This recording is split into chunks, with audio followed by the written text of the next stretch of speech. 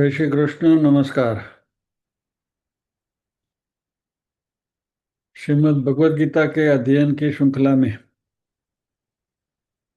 10वें अध्याय विभूति योग के आज के सत्र में सभी साध्यायियों का स्वागत एवं अभिवादन।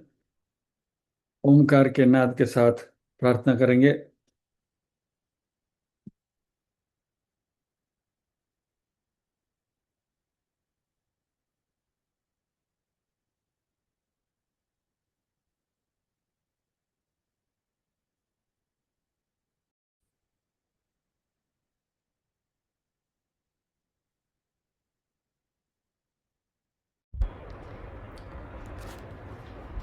ओमकार के नाद के साथ प्रार्थना करेंगे।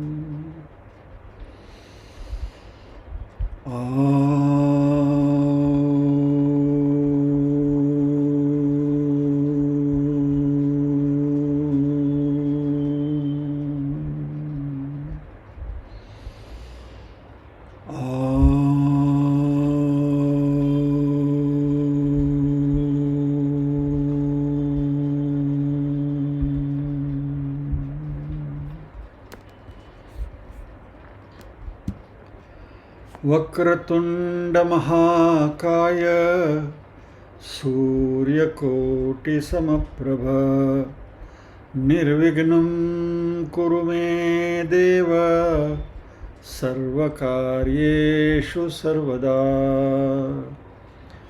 या कुन्देन्दुतुषारहारधवला या शुभ्रवस्त्रावृता या वीणावरदण्डमण्डितकरा या श्वेतपद्मासना या ब्रह्माच्युतशङ्कर प्रभृतिभिः देवै सदा वन्दिता सा मां पातु सरस्वती भगवती निःशेषजाड्यापहा। वसुदेवसुतं देवं कंसचाणूरमर्दनं देवकी परमानन्दं कृष्णं वन्दे जगद्गुरुम्।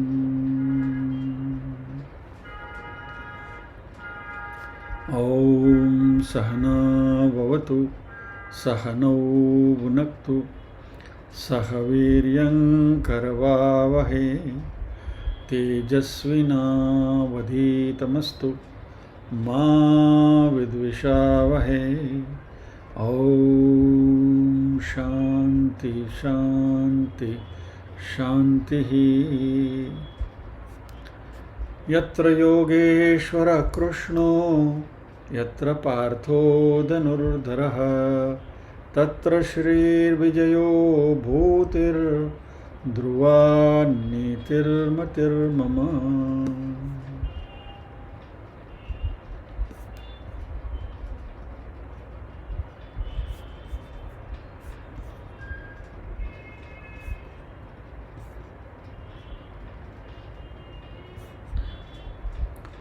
ओम श्री परमात्मने नमः। अथ दशमोऽध्यायः विभूतियोगः। श्रीभगवानुवाच भूय एव महाबाहो शृणु मे परमं वच यत्तेऽहं प्रीयमाणाय वक्ष्यामि हितकाम्यया।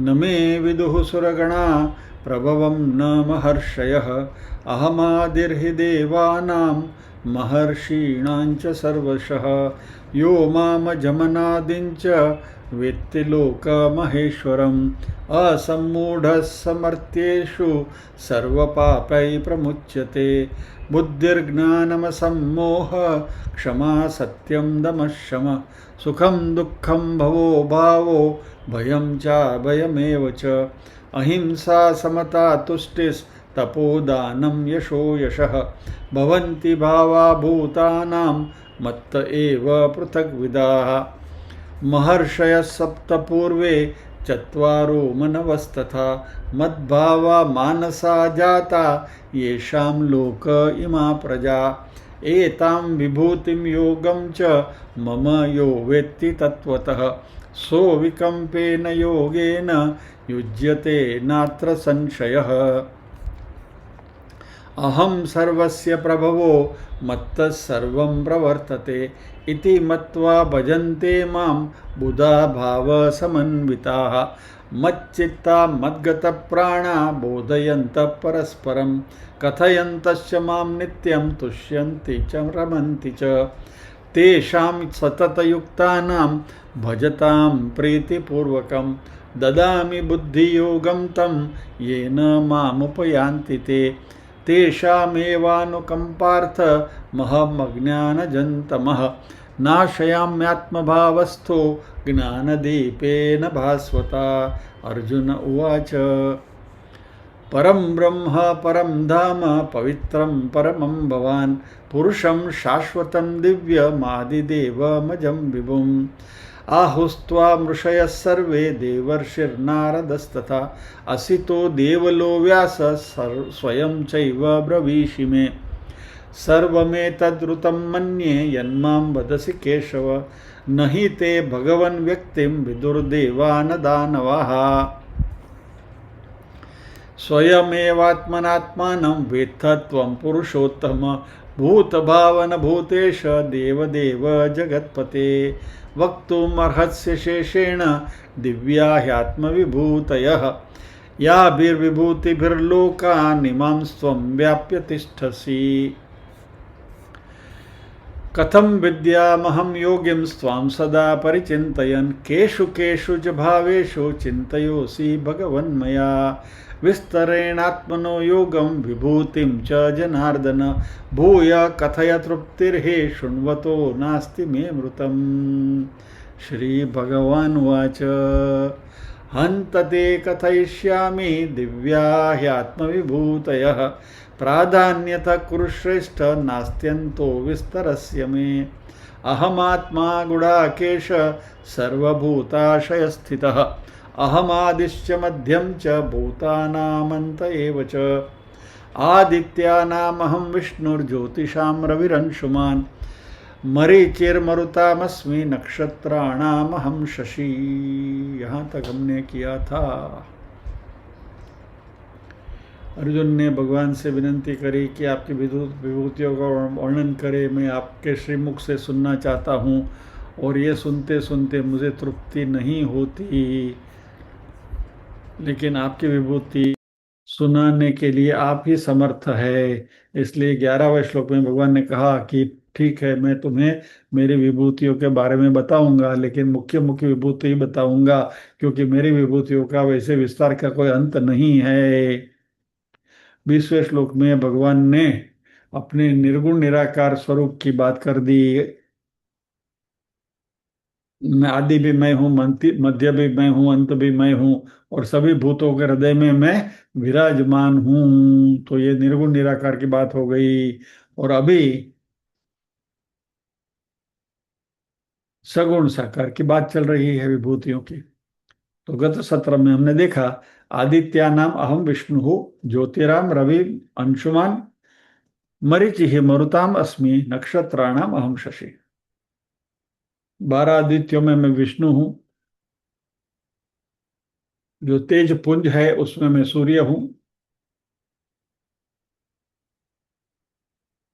मरुतों में मैं मरीच हूँ, और नक्षत्रों में मैं यानी आकाश भूमंडल में जो छाए हैं उनमें मैं शशि यानी कि चंद्र हूँ।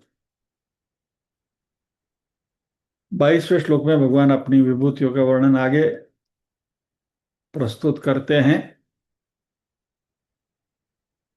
वेदानां सामवेदोऽस्मि, देवानामस्मि वासवः, इंद्रियाणां मनश्चास्मि, भूतानामस्मि चेतना।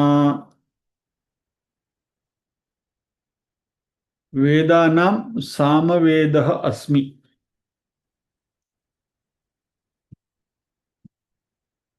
और देवानां अस्मि वासवः। वासव यानी इंद्र, देवों में मैं इंद्र हूं। इंद्रियाणाम मनश्चास्मि, इंद्रियों में मैं मन हूं। और भूतानाम अस्मि चेतना, भूतों में मैं चेतना हूं।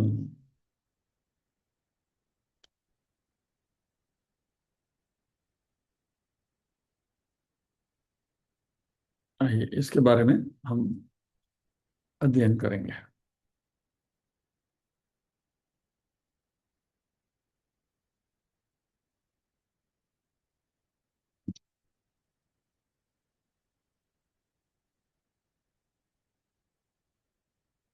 मैं वेदों में सामवेद हूं।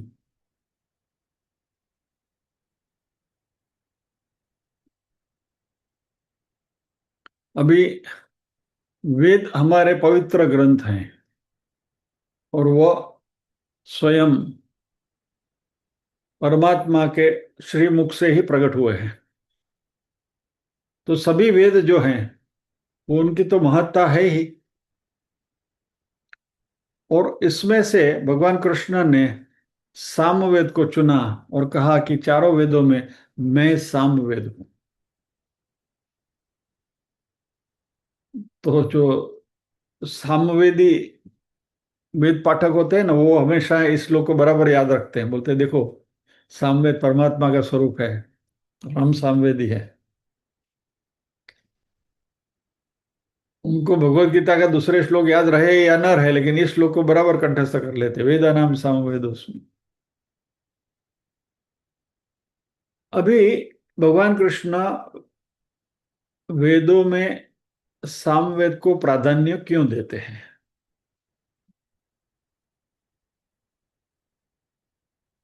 सामवेद की जो ऋचाएं हैं उसका गान होता है। सामवेद कैन बी संग। बाकी के जो वेद हैं वो उनका भी गान होता है, उसका उसका भी फर्क मैं आपको बताता हूं। लेकिन सामवेद का जो गान है उसमें संगीत के सारे सुरों का प्रयोग होता है। बाकी के वेदों में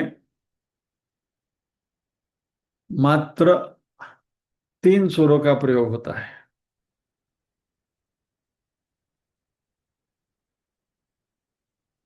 पहले मैं आपको सामगान सुनाता हूं।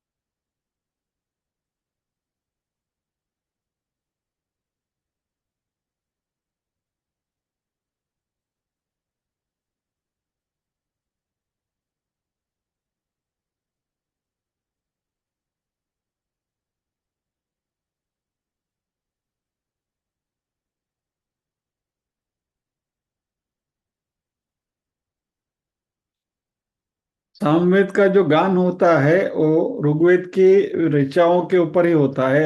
ऋग्वेद से जो ऋचा ली गई है उन्हीं का गान होता है सामवेद में। और सामवेद की 3 शाखाएं हैं, उसमें उसका गान कैसे होता है इसका यहाँ उदाहरण बताया है।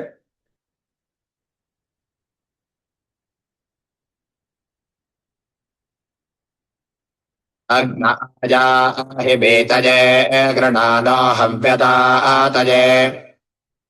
निहोता सत्स्य बर्हिषे।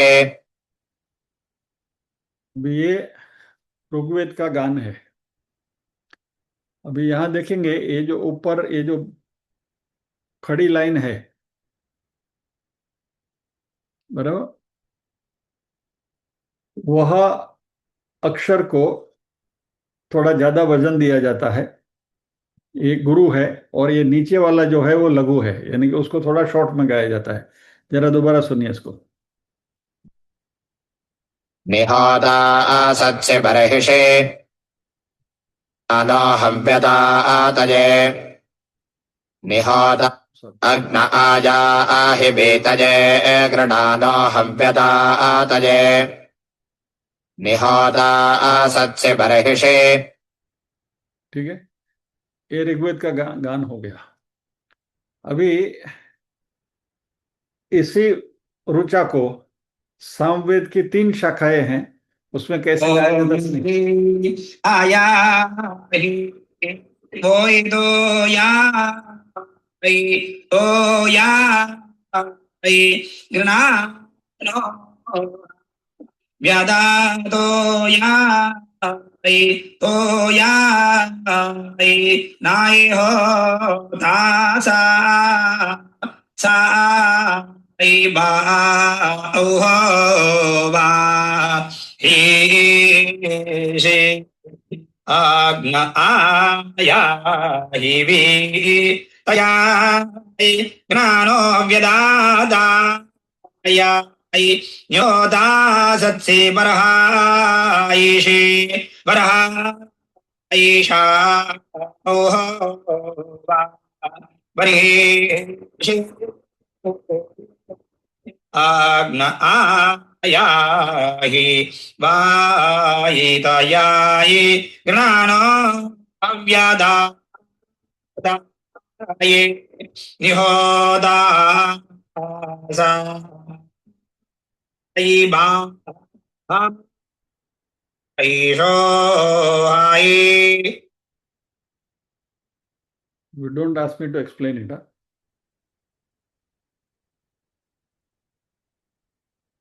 लेकिन ऋग्वेद की ऋचाओं में उसका गान, और सामवेद में वही ऋचा का गान, ऋग्वेद की ही ऋचा ली है, और सामवेद में उसको कैसे, और सामवेद की भी 3 शाखाएं जो है, वो तीनों शाखाओं में भी उसका गान अलग अलग होता है। अभी आई एम कमिंग टू, मान लीजिए कि वेदों में जो भगवान की स्तुति के जो मंत्र हैं वो भी वेदों से ही लिए गए हैं। तो हम जो वर्ग में जो सरस्वती जी का जो मंत्र है, या कुंदेंदु तुषार हार धवला, बराबर, अभी खाली एक डेमोन्स्ट्रेशन के तौर से मैं आपको बताता हूँ 3 सुर में वो कैसा गाया जाता है। संगीत के यदि कोई यहाँ जानकार है तो 3 ही सुर में लेता हूँ, नी सा रे, और वो तीनों सुरों में ही ये पूरा श्लोक मैं आपको गा के सुनाता हूँ। या कुंदेन्दु तुषारहारधवला या शुभ्रवस्त्रावृता या वीणावरदण्डमण्डितकरा या श्वेतपद्मासना या ब्रह्माच्युतशङ्कर प्रभृतिभिर्देवैः सदा वन्दिता सा मां पातु सरस्वती भगवती निःशेषजाड्यापहा।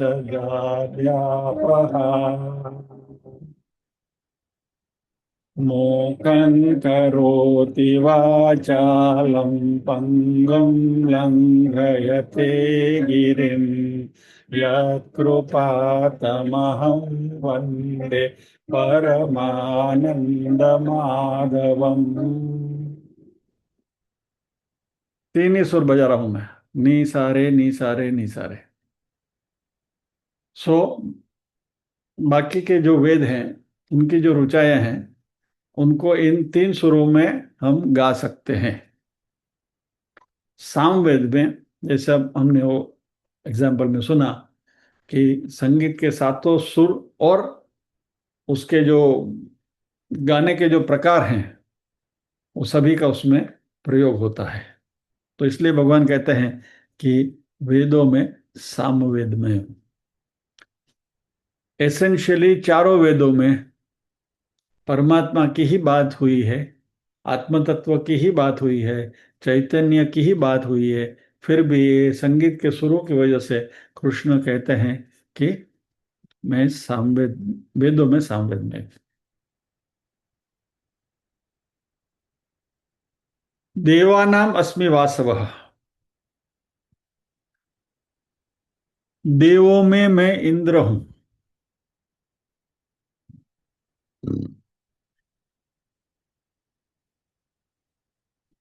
अभी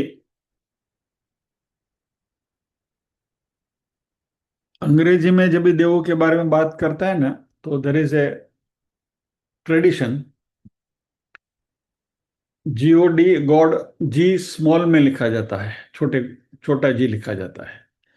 लेकिन परम कृपालु परमात्मा की जब भी बात करते हैं तो तभी जी कैपिटल में लिखा जाता है। So when we write G capital O D god, तो वो परब्रह्म की बात होती है। और जी स्मॉल ओडी गॉड लिखते हैं तो ये देवी देवता जो हैं उनकी उनकी बात होती है। तो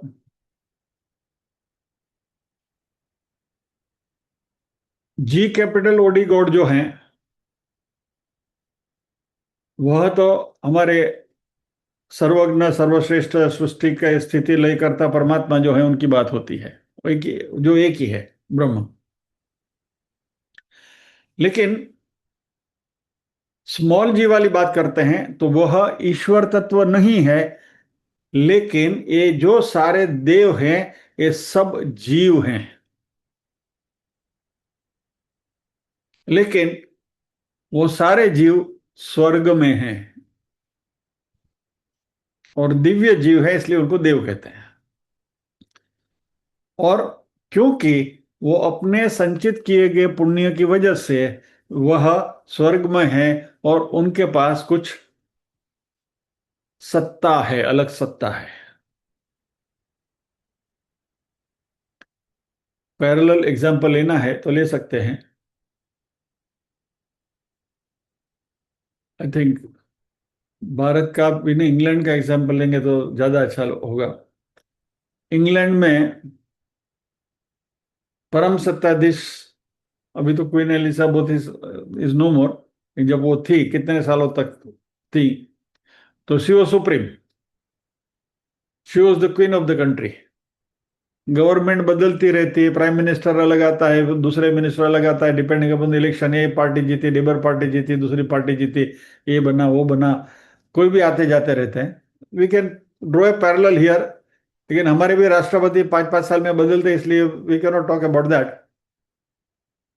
लेकिन मान लीजिए कि हमारे यहाँ भाई इंग्लैंड की प्रथा ने लाई होती है, किसी एक राजा को बिठा दिया होता था कि पीढ़ी दर पीढ़ी उन्हीं का शासन चलता है, तो वह जीओडी गॉड है, परमात्मा।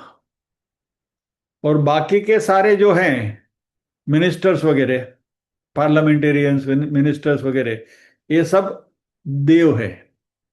यानी हमारे जैसे ही है, they are citizens like us, जैसा मनुष्य सिटीजन्स हैं यहाँ।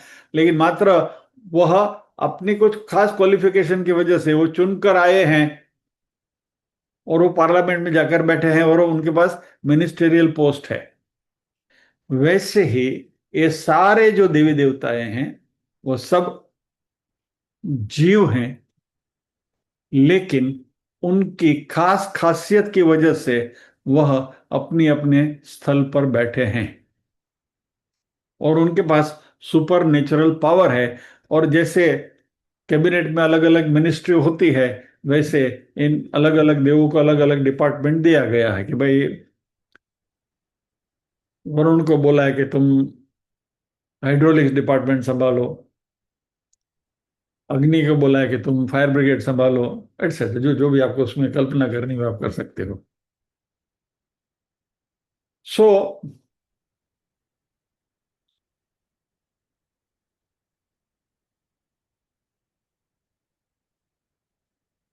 ये जो ईश्वर जो हैं, जी कैपिटल गॉड हैं, वह अपने पुण्य पाप की वजह से ईश्वर नहीं है, वह ईश्वर ही हैं। वो पुण्य पाप से अतीत हैं। लेकिन जब हम देवानाम की बात करते हैं, देवों की बात करते हैं, तो ये सब सुपीरियर जीव जो हैं, जो अपने पुण्य की वजह से वह अपनी जगह पर विराजमान है। और इन देवों में कृष्ण कहते हैं कि मैं इंद्र हूं। इंद्र क्यों? क्योंकि बाकी के सारे देवता इंद्र के कंट्रोल में हैं। यानी स्वर्गलोक में जो भी हैं वो सब इंद्र के आधिपत्य में है। इंद्र भी जीव है, उसको मात्र डेजिग्नेशन मिली हुई है अपने पुण्य कर्म की वजह से। वो भी एक जमाने में मनुष्य था, और जब जब इंद्र का भी पुण्य खत्म हो जाएगा तो वह भी वापस उसको मनुष्य लोक में ही आना पड़ेगा, और आत्मज्ञान प्राप्त करके ही उसको भी मोक्ष मिलेगा। नहीं तो वो भी जन्म मरण के फेरे में चक्कर लगाना शुरू कर देंगे। तो हम में भी किसी को इंद्र बनना है तो बन सकते हैं। बहुत सारा पुण्य करो, बहुत सारा पुण्य करो तो इंद्र बन जाओगे। और पुराणों में वैसे तो बहुत सारी कथाएं हमने देखी हैं कि इसने तप किया इंद्रासन के लिए, इसने तप किया इंद्रासन के लिए, कुंभकर्ण इंद्रासन का तप करने के और निद्रासन मिला उसको, वगैरह बहुत सारी कहानियां हम सुनते हैं। विश्वामित्र ने तप किया था मेनका आई थी तपोवन करने के लिए, एटसेट्रा एटसेट्रा एटसेट्रा। यानी इंद्र के जगह पर कोई भी जा सकते हैं, पुण्य के बल से जा सकते हैं। लेकिन since he is the controller of all the devatas, इसलिए भगवान कहते हैं कि देवताओं में यदि विभूति को देखना है तो इंद्र के रूप में मुझे देखो। तीसरी बात प्रभु करते हैं, इंद्रियाणाम अहम मनः। इंद्रियों में मैं मन हूं। हमारे जो सेंस ऑर्गन्स है, पांच कर्म इंद्रिया, पांच ज्ञान इंद्रिया, मन बुद्धि चित्त अहंकार वगैरह,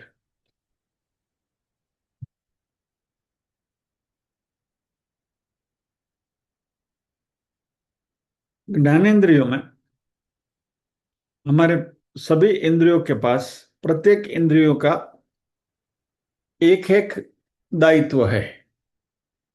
आंख का काम है देखना, कान का काम है सुनना, नाक का काम है सूंघना, जिह्वा का काम है स्वाद लेना, वगैरह वगैरह, शब्द स्पर्श रूप रस गंध वगैरह।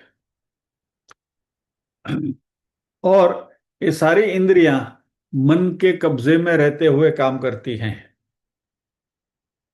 और इसलिए भगवान ने कहा कि इंद्रियों में जो श्रेष्ठ है वो मैं हूं, दैट इज मन।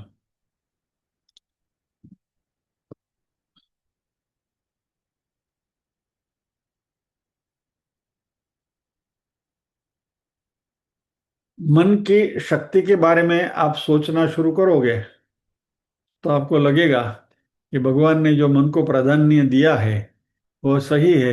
क्योंकि इस मन से हम कुछ भी सोच सकते हैं, कहीं भी जा सकते हैं। इस मन की वजह से ही हम बहुत सारा अद्भुत कार्य भी कर सकते हैं, आविष्कार भी कर सकते हैं। Scientist also can do it with the help of this mind only, because first this mind has to have that imagination power. सोचने की शक्ति मन में है, बुद्धि बाद में आती है उसके ऊपर कार्य करने के लिए।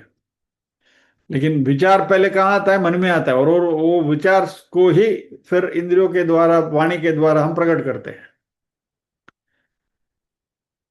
तो इसलिए मन भगवान का स्वरूप है, उसमें कोई गलती नहीं है, वो श्रेष्ठ है।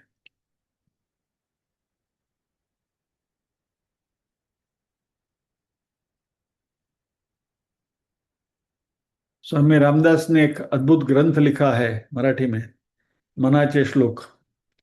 उसमें मन को संबोधित करते हुए बहुत सारे श्लोक उन्होंने बताए। बहुत अद्भुत ग्रंथ है, पढ़ने लायक है। यदि आप किसी को भी अपॉर्चुनिटी मिले, तक मिले, तो उस ग्रंथ का अध्ययन जरूर करना। मैंने भी उसको ऊपर ऊपर से देखा है। काफी अच्छे अच्छे श्लोक हैं उसमें, और पढ़ने लायक है, चिंतन करने लायक है रादर। सो इंद्रियों में मन है। और भूतानाम अस्मि चेतना, सभी भूतों में, इन एवरी लिविंग बीइंग, भगवान कहते हैं कि मैं चेतना हूं।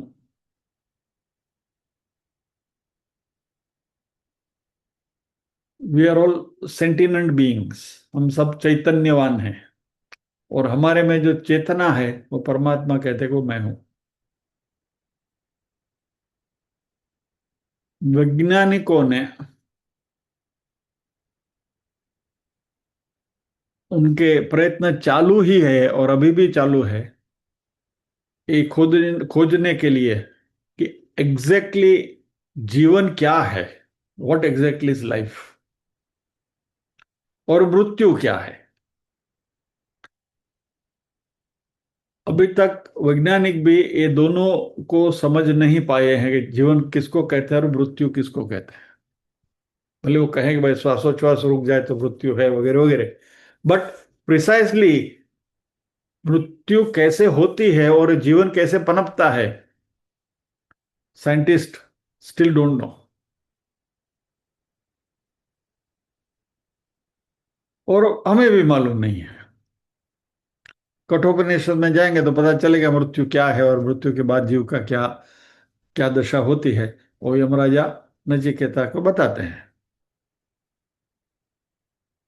अभी ये चेतना तत्व क्या है उसको जरा थोड़ा समझने की कोशिश करें। वैज्ञानिक क्यों उलझे हुए हैं, इतनी सारी खोजबीन होने के बावजूद भी, इतना सारा साइंटिफिक एडवांसमेंट होने के बावजूद भी विज्ञान हाथ के धरे बैठे हैं। मान लीजिए कि आप अभी, आपके कंप्यूटर का स्क्रीन है या तो मोबाइल का स्क्रीन है, जो भी है, वहां आकर एक मक्खी बैठी, बराबर। और आपने मक्खी को उड़ाने के लिए हाथ ऐसा किया। अभी वो मक्खी जिस जगह पर बैठी थी, उस जगह पर आप उंगली रखो खाली, जस्ट टच दैट स्पॉट। इतनी सी जगह में मक्खी बैठी थी। मक्खी की साइज कितनी है, मात्र अपनी उंगली की टोक है उतनी उस मक्खी की साइज है। आपका हाथ वहां तक पहुंचा भी नहीं और मक्खी उड़ गई, राइट। अभी इतनी, ये छोटा सा जो डॉट है उसके अंदर उस मक्खी की डाइजेस्टिव सिस्टम है, उस मक्खी की रिप्रोडक्टिव सिस्टम है,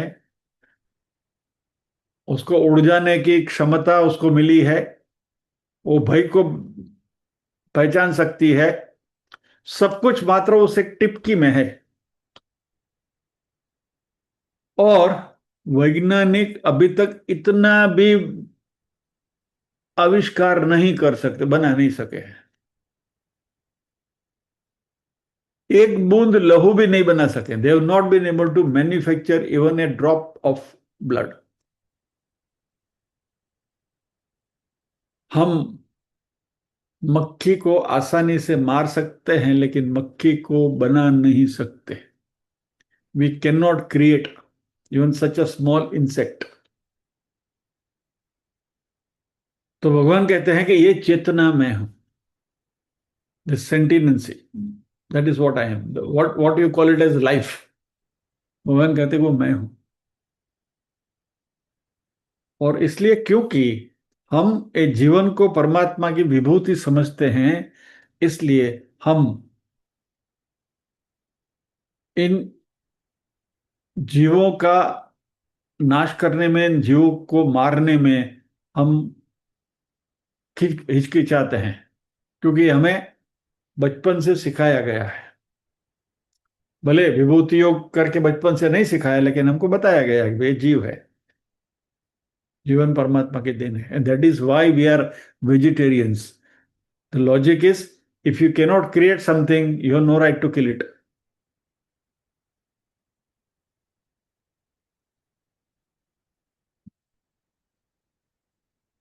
अद्रोह च भूतानाम अपो व द्रोहेन अल्पना।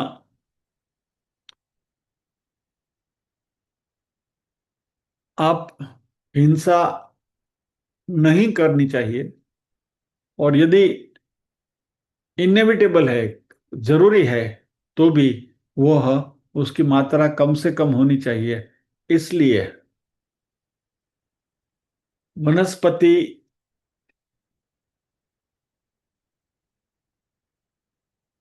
को इस तरीके से, वनस्पति में भी जीवन है, लेकिन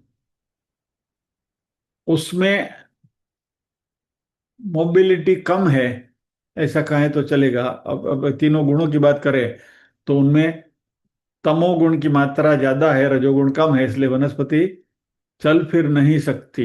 दैट इज वाई वनस्पति का उपयोग करना जीवन टिकाने के लिए, वहाँ हिंसा कम से कम होती है, इसलिए हम शाकाहारी हैं। हमारे ऋषि मुनि ये भी समझते थे, और इसलिए ऋषि मुनि कभी भी वनस्पतियों का या तो सब्जी फल वगैरह का उपयोग जैसे हम करते हैं वैसे नहीं करते थे। वह पेड़ से गिरे हुए फल, या तो गिरी हुई ककड़ियाँ वगैरह, जो जो भी सब्जियां जो है, वो जमीन पर, वो वृक्ष से गिरा हुआ है, वृक्ष ने जिसको छोड़ दिया है, वैसे ही फल फूल खाकर वो अपना जीवन बिताते थे। So we value life. और इसलिए भगवान कहते हैं कि जहां जहां जीवन का प्रदर्शन होता है, जीवन आपको दिखता है, वहां उस जीवन को मेरी विभूति मानो। सो भूतानाम अहम चेतना अस्मि।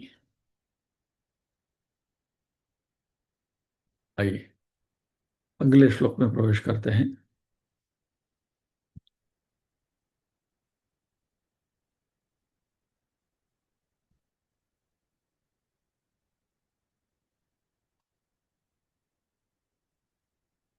तो ये हमने देखा, वेदानाम समवेदोस्मि, देवानामस्मि वासवः, इंद्रियाणाम मनश्चास्मि, भूतानामस्मि चेतना।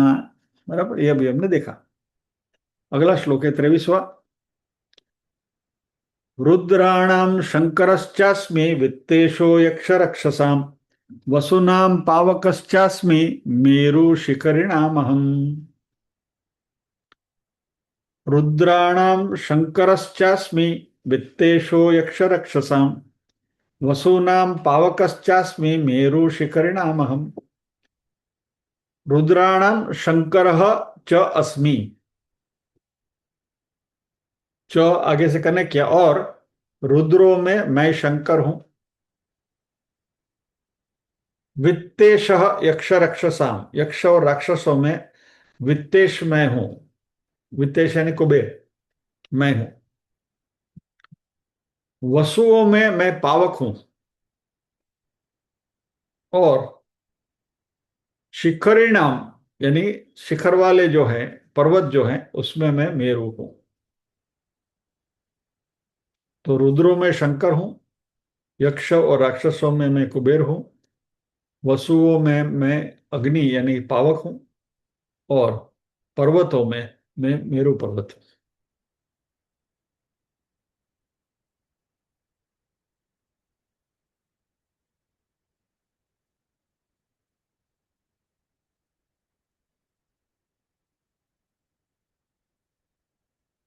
पहले हमने 12 आदित्यों की बात देखी थी। सूर्य नमस्कार में जैसे आपको बताया था, 12 नाम हम लेते हैं। मित्र, रवि, सूर्य, भानु, खगपूष, हिरण्यगर्भ, मरीच, आदित्य, सवित्रु, अर्क, भास्कर, भास्करेभ्यो नमो नमः। 12 मंत्रों का हम उच्चार करते हैं। और द्वादश आदित्यों का हम रोज सूर्य नमस्कार के द्वारा यजन करते हैं, उनका जाप करते हैं। अभी कृष्ण एकादश रुद्र की बात कर रहे हैं।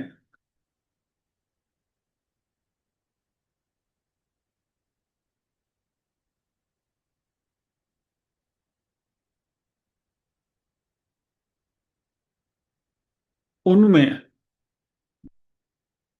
शंकर मैं हूं।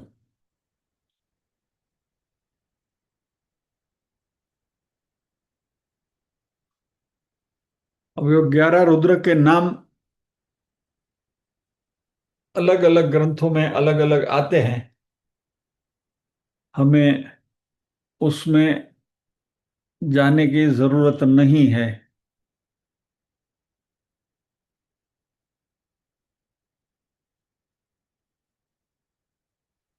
मैंने भी ढूंढने की कोशिश नहीं करी है, लेट मी बी ऑनेस्ट।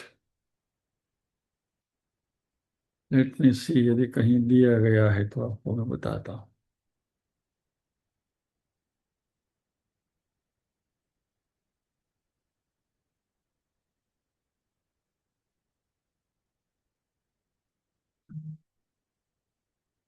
पहले भगवान ने बताया था कि वो विष्णु है, सस्टेनर। अभी यहां कहा है मैं शंकर हूं।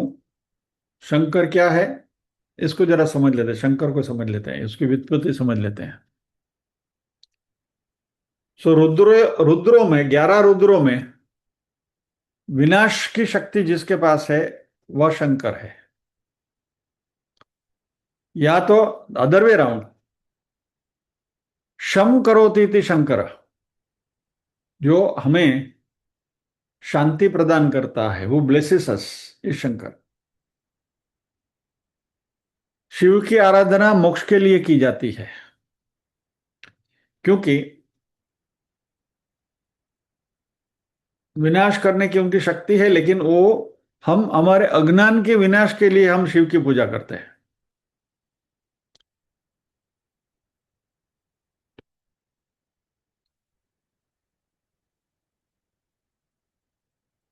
उपनिषद में ये सद, ये जो शंकर शब्द आया, वो रूट उसका सद है, और उसका अर्थ है जो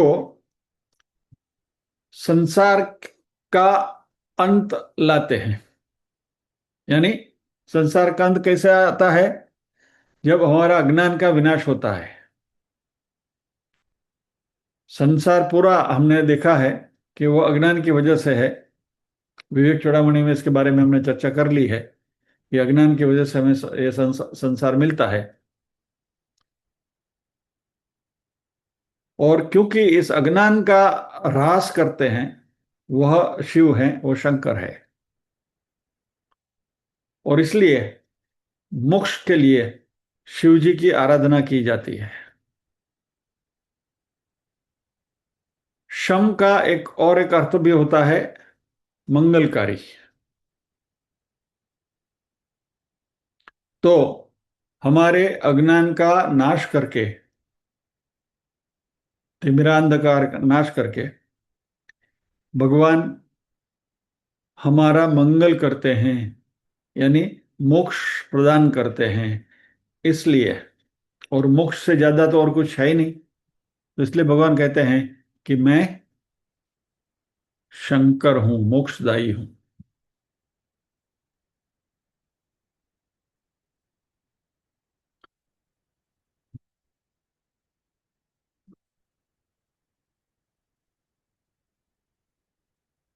उपनिषद में भी, मंत्रों में भी आता है, शम नो मित्र शम वरुण।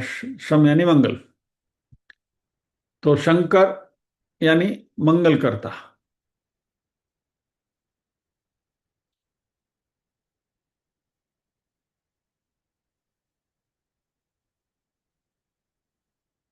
रुद्र का अर्थ है जो तकलीफों का, दुख का नाश करता है। रुथ दुखम द्रवयति इति रुद्र। रुथ यानी दुख,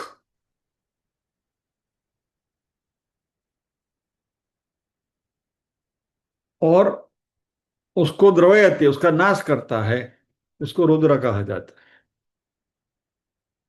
और इस रुद्र में जो कल्याणकारी है वो शंकर में हूं, आनंद प्रदान करने वाला।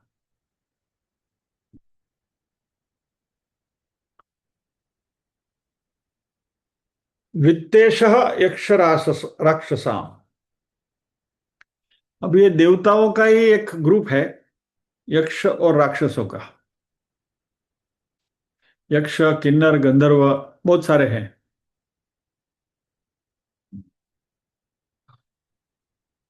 ये सारे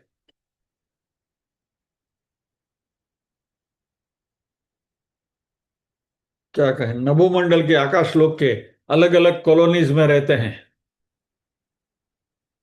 और ये वित्तेश यानी कुबेर। कुबेर जो धन के देवता हैं, वो प्रिसाइड्स ओवर वेल्थ।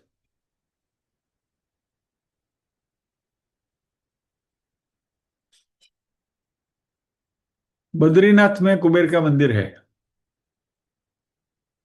और वहां एक मान्यता है कि आप वहां जो कुबेर है, कुबेर की मूर्ति है, उसके हाथ में आप एक सिक्का रखो और वो सिक्का वापस लेकर घर में अपनी तिजोरी में रखो तो धन वर्षा होगी, ऐसा माना जाता है। लेकिन वो धन कुबेर का है, याद रखना। लक्ष्मी ने दी हुई संपत्ति अलग है, कुबेर का दिया हुआ जो धन है वो अलग है। दोनों में बहुत फर्क है। लक्ष्मी से मिला हुआ लक्ष्मी से मिली हुई जो संपत्ति है, वो हमारे से सत्कर्म करवाती है। कुबेर से मिला हुआ जो धन है, उसका क्या क्या उपयोग होता है, वो तो हमने हमारे समाज में जो धनाढ्य लोग जो हैं, उनको देखकर हमें पता चलता है कि ये कुबेर का धन है या लक्ष्मी जी है उनके यहाँ। Anyway, let us not get into that. लेकिन भगवान कहते हैं कि मैं ये यक्ष राक्षसों की ये जो मंडली है, उसमें उसका जो अधिपति कुबेर है, वो मैं हूँ, लॉर्ड ऑफ वेल्थ।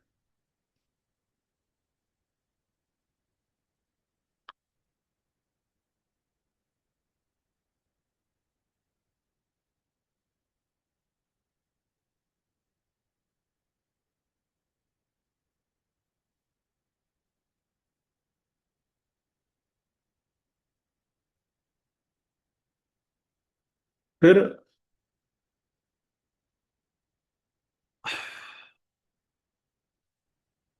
आगे और एक ग्रुप है, वसु। वसु 8 हैं, जो 8 दिशाओं के अधिपति हैं।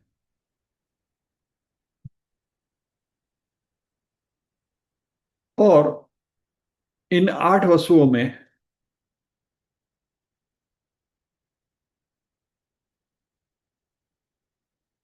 अग्नि जो है, वो अग्नि में भी पावक नाम का जो अग्नि है, अग्नि का दूसरा नाम पावक है। वैसे अग्नि के भी अलग अलग नाम है।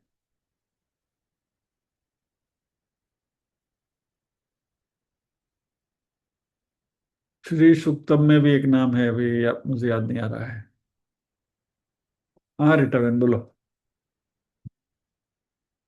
જાતવેદ क्या तब है, यस। અને આપણે જ્યારે સ્મશાનમાં જાય ને એને ક્રવ્યાદ કહેવાય. કેવો? ક્રવ્યાદ અગ્નિ, ક્રવ્યાદ ક્રવ્યાગ, अच्छा ક્રવ્યાગ કહેવાય। દ ક્રવ્યાદ. ક્રવ્યાદ, ओके। એ- थैंक यू, धन्यवाद, जय श्री कृष्ण।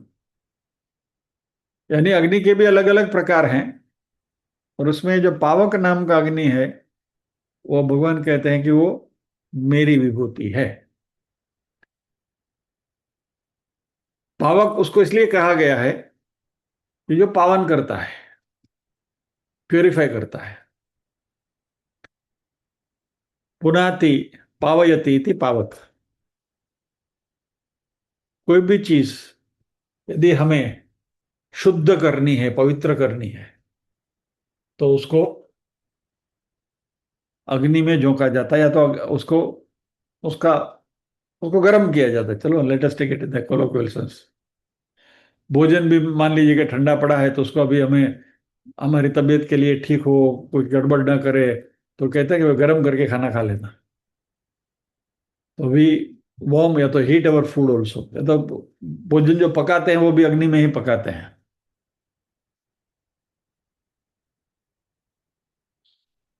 पानी को भी शुद्ध करना है तो उसको भी हम उबालते हैं, बॉईल किया जाता है, तो वहां भी अग्नि की मदद आती है। तो यानी डॉक्टर लोगों को अपने इंस्ट्रूमेंट्स को ये करना है, तो वो भी गर्म पानी में उसको ये करते हैं डिसइंफेक्शन करने के लिए। और मृतदेह को भी जलाया जाता है।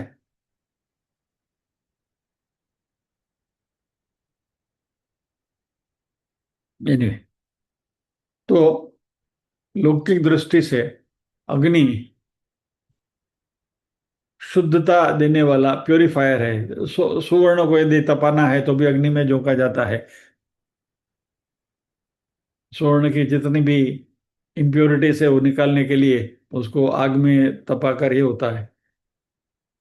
एक सुंदर सुभाषित मुझे याद आ रहा है, यथा चतुर्भिः कनकं परीक्ष्यते निगर्षणच्छेदन तापताडनैः तथा चतुर्भिः पुरुषं परीक्ष्यते श्रुतेन शीलेन गुणेन कर्मणा।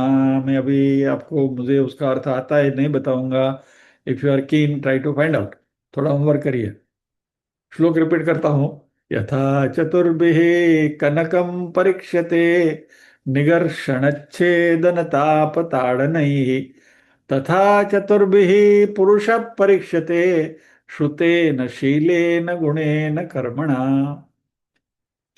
तो उसमें भी अग्नि का जिक्र है।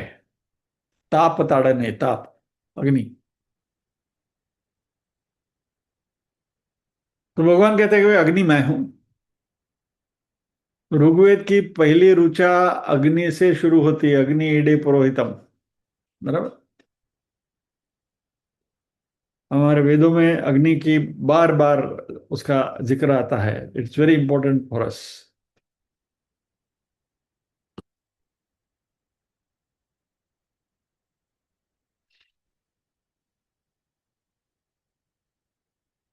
और शिखरी नाम अहम मेरु, जो पर्वत हैं, माउंटेन्स जो हैं, शिखर वाले माउंटेन, उसमें मैं मेरु हूं। मेरु के संदर्भ पुराणों में भी मिलते हैं, वेदों में भी मिलते हैं।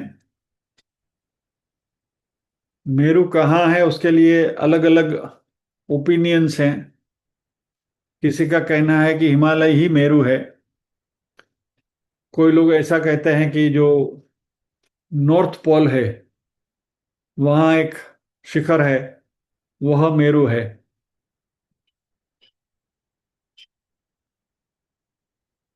हमारे शास्त्रों में कहीं कई जगह पर कहा गया कि सूर्य मेरु की प्रदक्षिणा करता है, इसलिए नॉर्थ पोल का जो माउंटेन है वो सूर्य उसकी प्रदक्षिणा करता हुआ दिखता है, इसलिए वो मेरु है।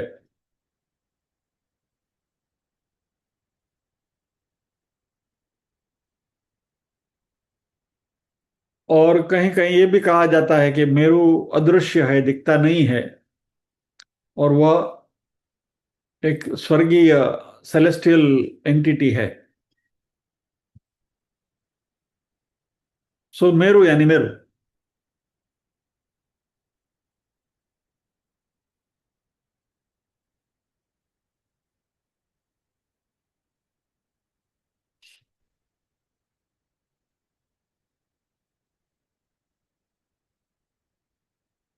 तमिलनाडु के कोई शास्त्री नॉर्थ पोल का वो जो पर्वत है मेरु, उसकी प्रदक्षिणा करके आए और उन्होंने किताब भी लिखी है।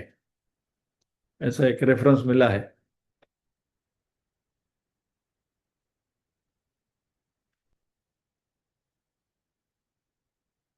और उन्होंने अपना जो अनुभव है वह उनकी किताब में लिखा हुआ है, और उनका सम्मान भी हुआ था। और उनका कहना यह है कि उत्तर ध्रुव का जो पर्वत है, वहां जो एक पर्वत है वही मेरु है। एनीवे, वो उनकी बात, उनको मुबारक। लेकिन भगवान यहाँ कहते हैं कि पर्वतों में मेरु में हूं।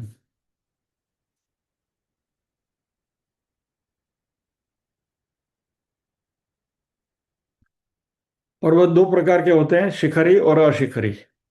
शिखर वाले पर्वत, और जिसका शिखर नहीं है वैसे पर्वत। तो शिखर वाले जो पर्वत है उनमें मैं मेरू हूं, ऐसा भगवान का कहना है। बस, तो आइए इस बात के साथ आज के सत्र को यहाँ विराम देते हैं। प्रार्थना करेंगे।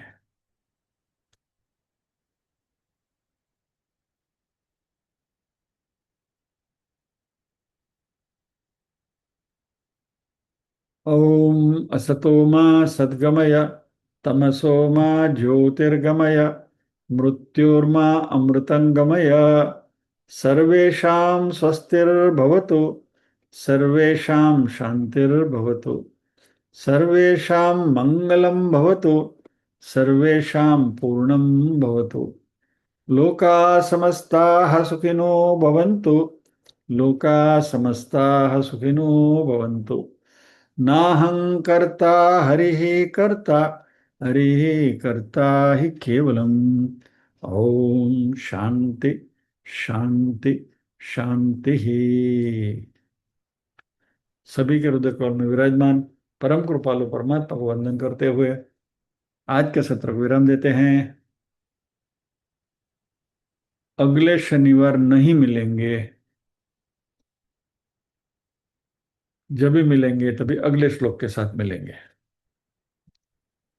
आज आपको एडवांस में, एक हफ्ता एडवांस में ही इंटीमेशन देके रखता हूँ। So if you want to plan something for next Saturday you can. जय श्री कृष्ण।